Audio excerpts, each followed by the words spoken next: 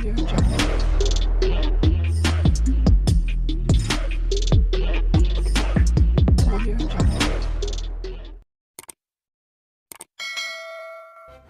kasih karena memilih channel ini. Sebelum kita mulakan video ini, sila pertimbangkan untuk menekan butang like, share, dan subscribe, dan aktifkan butang lonceng Anda agar Anda sentiasa mendapat info-info percuma pada setiap hari dari channel kami. Dan tinggalkan komen Anda karena komen Anda amatlah dihargai.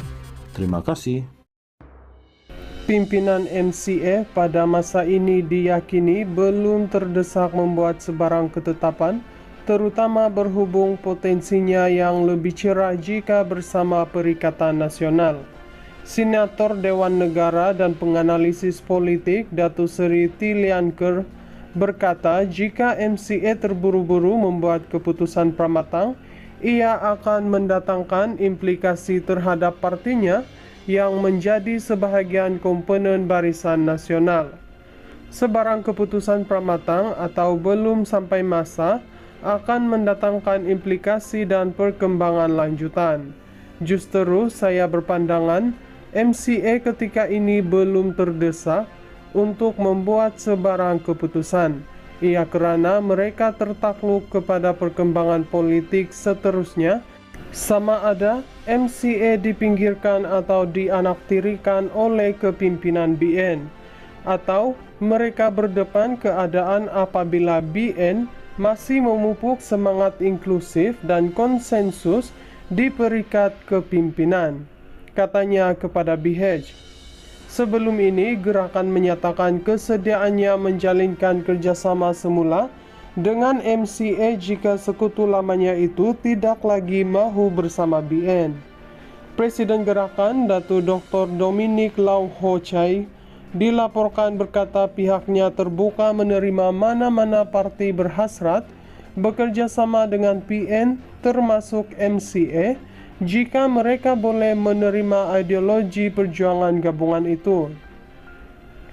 Bagaimanapun, Ketua Penerangan Pemuda MCA, Neo Cho Siong, berkata partinya akan setia dengan BN sekaligus menolak cadangan untuk bergabung dengan gerakan sekali lagi. Pada masa sama, beliau mahu presiden gerakan itu berhenti menyemai perbalahan dalam kalangan parti komponen BN. Lian Ke, yang juga bekas naib presiden MCA, berkata MCA tidak boleh bertanding atas tiket partinya sendiri. Perkara ini dapat dilihat ketika MCA bertanding atas tiketnya pada pilihan raya kecil Balakong, Selangor pada 2018. Hasilnya, parti itu memperoleh hasil mengecewakan.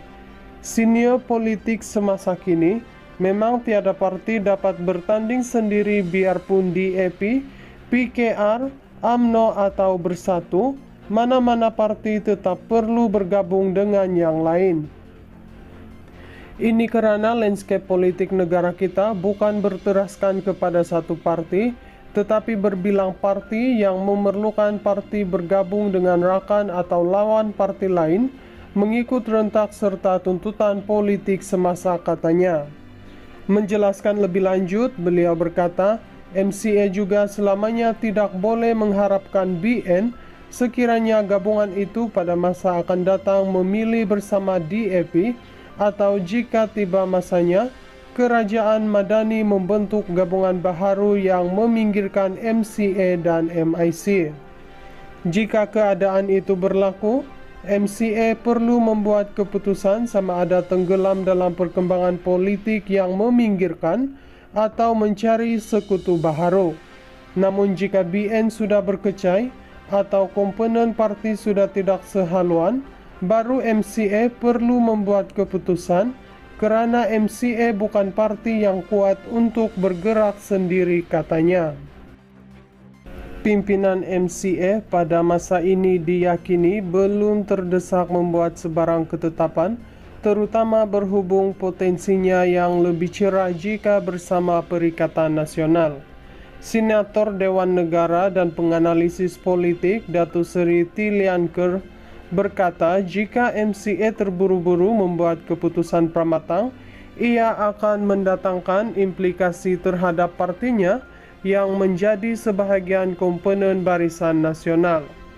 Sebarang keputusan pramatang atau belum sampai masa akan mendatangkan implikasi dan perkembangan lanjutan. Justru saya berpandangan MCA ketika ini belum terdesak untuk membuat sebarang keputusan. Ia kerana mereka tertakluk kepada perkembangan politik seterusnya, sama ada MCA dipinggirkan atau dianaktirikan oleh kepimpinan BN, atau mereka berdepan keadaan apabila BN masih memupuk semangat inklusif dan konsensus di peringkat kepimpinan, katanya kepada BH. Sebelum ini, gerakan menyatakan kesediaannya menjalinkan kerjasama semula dengan MCA jika sekutu lamanya itu tidak lagi mahu bersama BN. Presiden gerakan, Dato Dr. Dominic Lau Ho Chai, dilaporkan berkata pihaknya terbuka menerima mana-mana parti berhasrat bekerja sama dengan PN termasuk MCA jika mereka boleh menerima ideologi perjuangan gabungan itu. Bagaimanapun, Ketua Penerangan Pemuda MCA, Niau Cho Seong, berkata partinya akan setia dengan BN sekaligus menolak cadangan untuk bergabung dengan gerakan sekali lagi. Pada masa sama, beliau mahu presiden gerakan itu berhenti menyemai perbalahan dalam kalangan parti komponen BN.